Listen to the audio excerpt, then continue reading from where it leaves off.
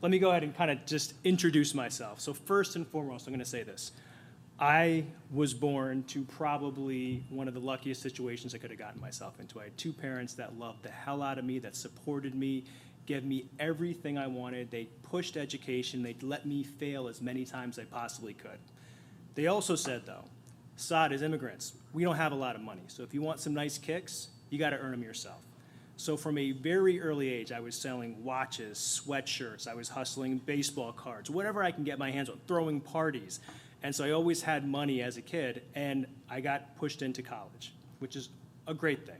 Got into a Ivy League med school. I ended up dropping out. I went to business school, which if you have kids that are planning on going to business school, don't do it. Don't do it.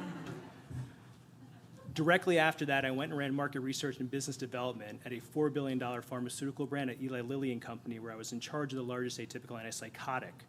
Directly after that, I was then tapped by the CEO of Newsweek to go run marketing and sales for one of the largest healthcare publishers in the space, a company called Health Central. And then directly after that, my punk little brother, this young man over here that's holding up a Corona, threatened to drop out of college, which is something that we don't do in our house because we were immigrants and we believe in education, which is arguably would have been one of the most impressive and exciting things in our entire life. But he was threatening to drop out of college because he couldn't write. And so what we did is we created it was an enterprise-level writing solution that helped kids become better critical thinkers using principles of neuroscience. Raised several rounds of venture financing for that, ended up selling directly to large districts like New York City, LA, Houston, ran that business for about 5 years, hard business. 2-year-long sales cycles. If a teacher doesn't like you, you are not getting a $2 million or $3 million contract. We exited that business early, and we basically said to ourselves, how can we do this better a little bit the next time? Oh, you know what? I realized I should be switching these slides if this is happening. Sold the company to Sylvan Learning, and then directly after that, I started saying to myself, what is it that I want to do next? And one of the things I've been incredibly lucky about is my parents really impressed on me the single most important thing in life is impact. And so the first company I built all had to do with how do you help kids realize their dreams and get more out of their life and learn how to communicate the thoughts that are going through their head so they can be successful. The next business I built has been Hone, and I know I'm kind of rushing to this because this is the one I'm the most excited about. So I am incredibly healthy. I have eaten perfectly. I've worked out 6 days a week for the past 25 years of my life. I meditate twice a day. I've got an infrared sauna, hyperbaric oxygen chamber, all in my house. Now, when I turned 35, which is about 6.5 years ago at this point, a bunch of things started happening to me. And by the way, a bunch of you guys are going to notice this may be happening to you too. First thing, mental acuity and stamina started decreasing dramatically.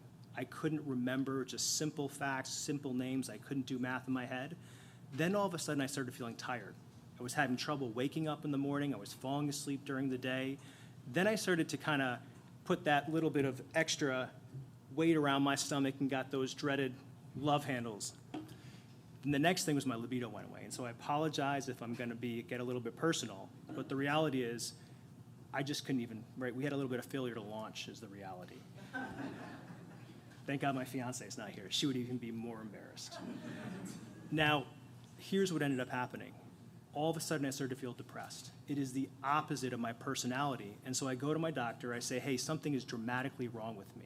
He says, look, you know what? I looked at your biomarkers. You look like there's nothing wrong with you. And frankly, he says to me, Middle Eastern men start to age a little bit earlier, so maybe this is just the beginning of old age. I said, that's bullshit. That is. And so I left his office, and I started seeing different specialists in the space. And what I basically learned is that I had the testosterone levels of an 80-year-old man. And the thing I was shocked about is all of the other guys around me in that waiting room, 35, 36, 37-year-old guys, really young. And so I said, why the hell is this happening? And what you find is that 40% of men in this country right now have hormonal imbalances and low testosterone. The even scarier number is men 30 years ago had 26% more testosterone, and hold on, 50% more sperm. So there have been these massive shifts over the past 3 decades that are fundamentally changing young men today. So I went on treatment. It changed my life. I felt like my younger self, and my mission then became to help not men, but people have a lot of confidence as we begin to age. So the way our business works is, and let me actually just give you the punchline. 3 years in, $42 million run rate, we've raised $25 million. I've got the majority of that cash on my books, and we are profitable. It is a good business. Thank you so much. I appreciate that. I appreciate you. I appreciate you. We are very lucky, I will say that. The way the business operates, and then I'll tell you actually what we're building behind closed doors. We send a kit out to you.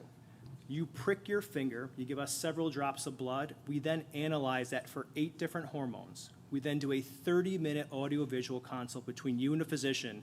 This is not a quick conversation.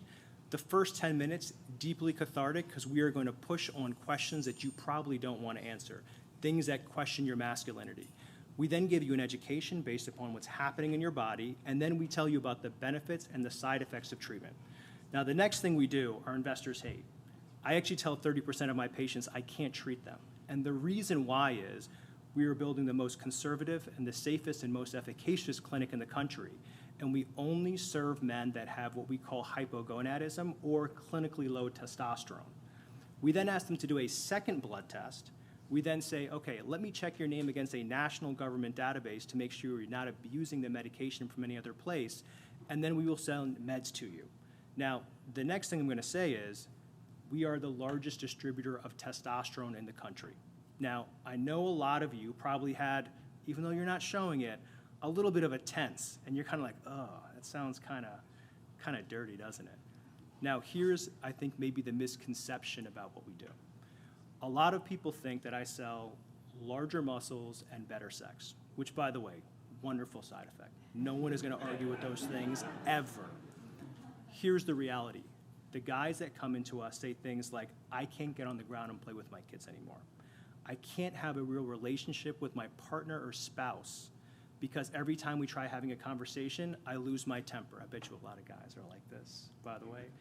And then the other one is, I literally can't go to work and earn more money for the people I love because I can't focus and concentrate. And so what we sell is identity back to a lot of these men. Now, the thing that we require is, every 90 days, that man has to come back, do another blood test with us. They've got to do another physician consult, and they have to do that every 90 days in perpetuity if they want to continue receiving care from us. Now, the reality is the business sounds linear, kind of straightforward, maybe even a little bit poetic, but the truth of the matter is, men, we are non-compliant, and we are dense, meaning we have a tremendous amount of difficulty even asking for directions, let alone thinking about the fact that we're going to go back to our doctor, we're going to send these kits back. It is arguably the single most difficult therapeutic category to treat, and we knew that going in. And what we have basically done is built a very complex workflow logistics engine at the middle of the business that allows us to run clinical trials in real time. And so that is the real direction the business is going. We're adding weight loss, thyroid, longevity. We're going into women's perimenopause, menopause, and postmenopause care. And the reason why I say all this is, I think the best way to think about the business that we're running right now, it is not a point solution, but it is a solution that I'm sure everyone here will see very soon because we're probably right all in the same age category where this would benefit us.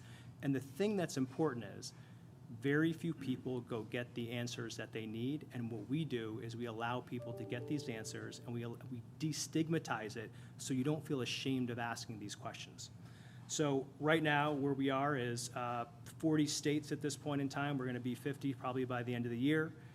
You guys can find me, ask me as many questions you want about the business. I am incredibly transparent about how everything has been built. And then the last thing Joyce told us to talk about is lessons that I have learned. Well, I'm going to put this on you if they don't like me. So the first thing is, what are the lessons I've learned? The first thing is, I'm not that smart. And what I mean by that is very often when we build companies, we go in thinking we are the most intelligent person in the room. And you'll have heard this previously, but if you were in that room, you were in the wrong room. And so the thing I learned from the first company I built was, make sure you find the single smartest people that you can possibly find that you are intimidated by and figure out how to work with them and come beg them to work for you. The other one is culture. So one of the things we all like to do, and there are 3 co-founders for this business, we love to play in the dirt. What that means is we love rolling up our sleeves, we love being operational and executional every single day, and it is one of the most important pieces of culture for our entire business, and we make sure that people have the same exact cultural fit. And I'll say, one of the greatest joys of my life is watching this young man grow into an adult and actually run customer service for a business and have the same exact set of principles, which is, if you're not willing to do the work, it's probably not going to work out with us. The third one, make money as fast as you can. First company I built, we raised a bunch of capital. We had to wait 2.5 years to actually see money. We'll never do that again. I want to make money as quickly as possible. The other thing, I was so obsessed with creating a beautiful product. What I realized is that the product just has to be good enough. You have to make sure you can distribute it and make money as quickly as possible, and then you can make the product perfect. And then the other ones, last ones here are, I think a lot of people don't necessarily look at themselves in the mirror, and they're not willing to talk about what they need to improve in order to be successful. And one of the things that we've done at this company is saying, hey, look, we want you to be as open and honest about every single one of your strengths, me included, and let's figure out how to fix them so we can help you improve. And the last one, because the first company I built, I was just so stressed out all the time. I was probably not the nicest person at moments. And with this one, it's been just have fun.